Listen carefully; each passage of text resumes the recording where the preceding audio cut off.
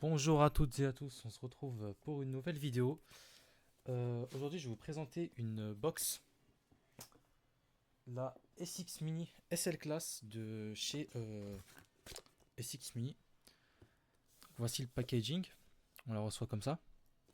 C'est la SL Class V2. La V1 je ne l'ai pas malheureusement, je ne pourrais pas faire de review dessus. Mais la V2 étant en ma possession, je vais faire la revue. Alors, on reçoit un packaging emballé dans un petit conteneur comme ça. Voilà. Et on se retrouve avec le paquet du produit. Donc c'est franchement la boîte, je la trouve vraiment clean. Moi, j'ai vu d'autres boîtes pas très ouf de matos plus cher que ça. Donc la boîte, ouais, elle est nickel. On trouve à l'arrière rien du tout, hein. On a juste l'inscription devant avec le tampon Approved de SX Mini, comme vous pouvez le voir. Quand on l'ouvre, on tombe directement sur un papier avec toutes les notices. Voilà. Vous avez le user manual. Ensuite, on retrouve une carte de garantie et toutes les informations concernant le chipset. Donc, voilà, on a une grande feuille avec plein d'infos. Voilà, voilà. Donc, le chipset, c'est un chipset SX Mini, donc un chipset I, pardon, excusez-moi, qui est très très performant. C'est un très bon chipset. Normalement, on n'aura pas de problème dessus. C'est un des chipsets high-end qu'on a sur le marché. Donc, à part cette petite feuille de produit, on est censé l'avoir avec un câble de recharge USB-C pour la box. Et techniquement, on est censé avoir un sleeve aussi pour les accus 18650, car cette box est une box 21700. Donc voilà, voici la box. J'ai dans ce coloris, moi, pour ma part. Donc là, on a une trappe à accus dévissable. Donc très bien. Le système le plus fiable pour moi. On se retrouve avec un grand trou pour un accu 21700. Comme je vous ai dit, techniquement, on est censé pouvoir mettre un sleeve livré avec, qui se met là pour mettre des accus 1850.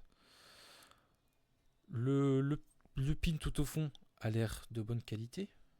En tout cas, moi, il m'a jamais fait défaut. Il est assez solide. La box, dans son ensemble, est assez solide. Franchement, moi, pour le prix, je ne vois pas d'autres box en 21700 single AQ de ce gabarit, en fait. Je la montre de plus près.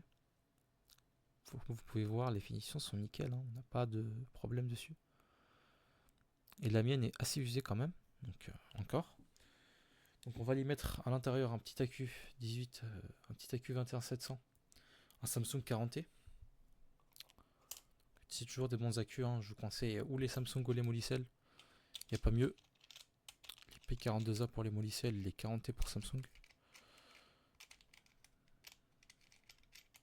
Alors cette râpe à accu, elle a juste un tout petit défaut, c'est qu'elle est assez dure à rentrer au début. Alors comment faire? Il faut appuyer en fait, en même temps de tourner. Sinon en fait, si vous voyez que je tourne comme ça, elle bloque, elle grippe. Si j'appuie en fait, elle tourne très facilement. Vous voyez juste avec un mouvement de pouce, elle tourne. Donc il faut appuyer en même temps que de tourner. Et voilà. Donc c'est 5 clics pour l'ouvrir. On se retrouve avec un menu et un petit joystick. C'est avec le joystick qu'on va naviguer en fait. On n'a pas de touche sur ce petit mode. Donc, le joystick, moi je l'aime bien. J'aime bien le système du joystick. Donc pour accéder au menu, par contre, c'est 5 clics, comme pour l'ouvrir. Tech, on a plein d'options. Alors, le mode, je crois que sur cette box, ça, on va le voir. On est censé avoir le temp, le voltage variable et les watts. Donc les watts, c'est le mode power normal. Le temp, on a du dynamique et du constant. Personnellement, je ne vous conseillerais pas d'utiliser le contrôle de température sur une box S6, sur une box avec un chipset II. Le chipset II, il est bien pour tout ce qui est mode power et courbe de puissance, mais pour tout ce qui est contrôle de température, j'opterais plus pour du DNA personnellement. Voilà. Donc là, comme vous pouvez voir, on a quand même du NI200, du SS316 et du TCR, donc avec le coefficient. Ensuite, on a le dynamique. Alors ça, je n'ai aucune idée de ce que c'est. Ah, donc c'est pas un truc qu'on configure soi-même, ça se met automatiquement. Donc vous pouvez voir, vous pouvez lock la valeur en home. Et voilà, j'ai pas de coil actuellement en SS, donc je vais pouvoir le faire. Mais voilà. Par contre, on peut pas mettre de fil en titane nativement. Donc il va falloir voir le coefficient de chauffe. Mais comme je vous l'ai dit, ça sert à rien de prendre une box II pour avec un chipset II pour vaper sur du contrôle de température. C'est totalement idiot. Donc, revenons dans le menu. On a le puff counter ici, pour voir combien de puff on a. Twix, c'est pour tout ce qui est luminosité, information sur la box, information sur l'environnement qu'on a. L'auto power, ça c'est pour faire fire tout seul. Donc, comme vous pouvez le voir, on ou off. Ah non, je crois, non, pardon, excusez-moi. L'auto power, c'est que quand on met la queue, la box s'ouvre tout seul. Moi, je le mets sur off, je préfère. Je préfère allumer ma box moi-même en fait, parce que je change souvent d'accu, donc voilà, voilà. Donc là, on a un reset all settings, c'est pour mettre la box d'origine. Je vais le faire d'ailleurs. Vous pouvez le voir, tech, se formate la box.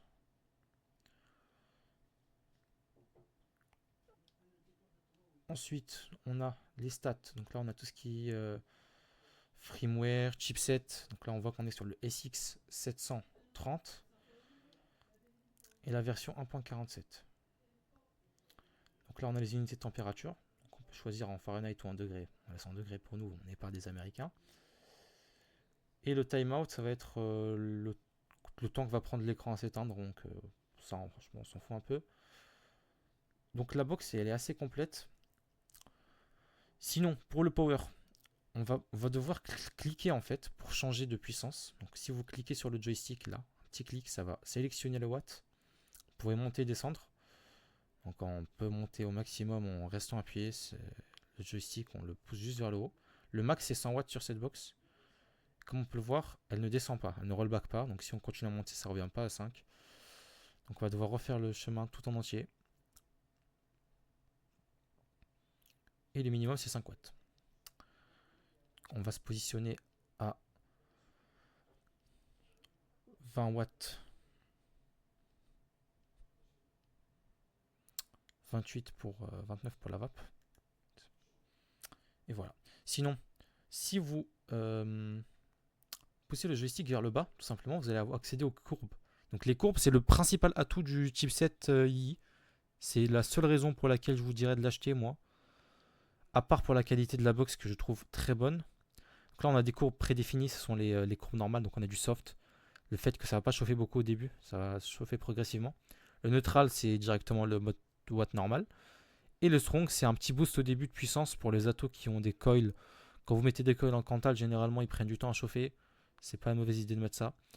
Donc ensuite, si on continue encore sur les courbes, on tombe sur des courbes. J'essaie de vous montrer.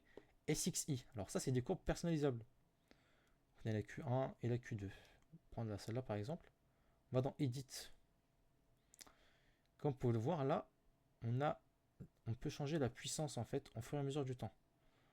Donc là, je suis baissé à 98% de la puissance qu'on va utiliser.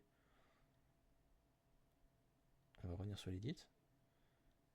Et ensuite, on peut bouger de droite à gauche pour changer le temps. Vous voyez, et 1,5 secondes. 2 secondes. Cache ça. En fait, c'est plusieurs crans. L'écran, vous voyez là, il y en a un jaune si vous voyez. Vous pouvez changer en fait et modifier sur chaque demi-seconde combien vous aurez de puissance par rapport à la puissance que vous avez choisie. Donc les courbes, c'est vraiment pas mal sur cette petite box. Donc faites fire pour sortir. Hein. Et c'est pratiquement tout ce qu'on a dessus. Hein. C'est une box assez simple. On a actuellement là le voltage et l'ampérage et le valeur en ohm de notre résistance plus les puffs qu'on a. Donc moi, je vais la remettre en mode power pour la review parce que je vais en mode power. Neutral et sans courbe de puissance. Alors vous allez me dire, mais pourquoi l'avoir pris si c'est pour vaper en watts? Bah tout simplement parce que j'ai pas trouvé de box 21700 sur le marché à ce prix qui est aussi performante en fait. La SX Mini, Cette box-là, elle est très bien. C'est avec la SV2. La V1, de ce que je me rappelle de mes souvenirs, elle est un peu plus solide. Mais franchement, depuis que je l'ai, ça doit faire au moins 6 mois. 6-5 mois, elle est nickel. Il n'y a aucun défaut, aucun problème.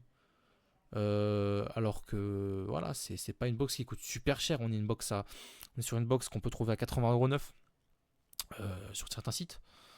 80 €, c'est quoi? C'est une légende 2 merdique, donc en shop. Donc là, franchement, on a du bon truc. On a un rechargement par USB-C, j'ai oublié de le préciser. C'est très bien. Enfin, moi, je vous conseillerais toujours quand même de le recharger par chargeur d'accu externe, bien sûr, pour préserver le chipset. Mais pouvoir recharger sa box comme ça, on ne sait pas ce qui se passe, on ne sait pas où est-ce qu'on va. Des fois, on n'a plus de batterie. Ça vaut le coup, surtout quand on a un USB-C. On ne doit pas se trimballer avec des anciens chargeurs. Généralement, on en a toujours un sous la main, donc c'est parfait. Donc, on va lui mettre un petit tatou à cette box. On va lui mettre le Typhoon GT4 DLC. Donc,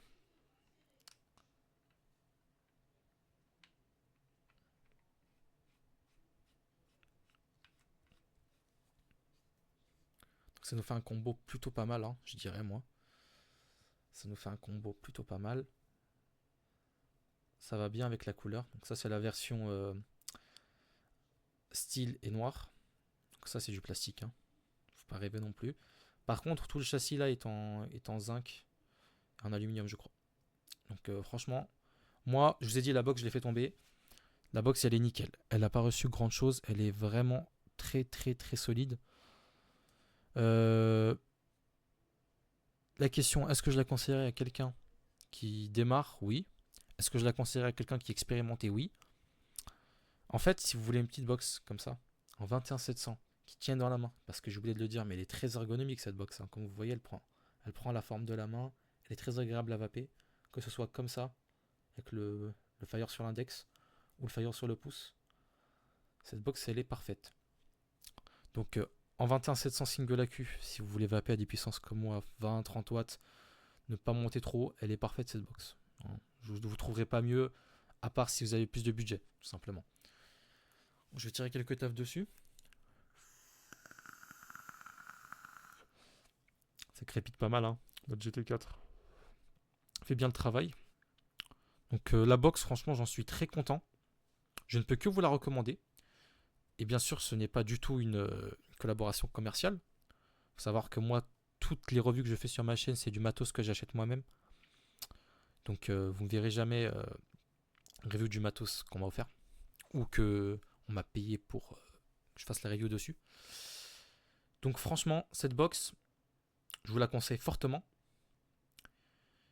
Pour l'instant, qu'il n'y a pas mieux sur le marché, hein. À part pour moins cher, je dirais, si vous avez un budget vraiment serré de 50-30 €, là ouais, on va aller sur d'autres box, parce que ça, c'est pas ce prix-là. Mais franchement, si on veut investir dans un bon setup, cette box, elle est vraiment pas mal. Donc c'est la fin de cette review. J'ai beaucoup de reviews qui arrivent en ce moment. J'essaie de taffer dessus. Dites-moi dans les commentaires si vous aimez bien et si je devais me modifier des choses en fait, parce que ça m'aide beaucoup vu que il me faut du retour pour m'améliorer. N'hésitez pas à mettre un like, à vous abonner. Et moi je vous retrouve dans une nouvelle vidéo pour un nouvel atomiseur prochainement.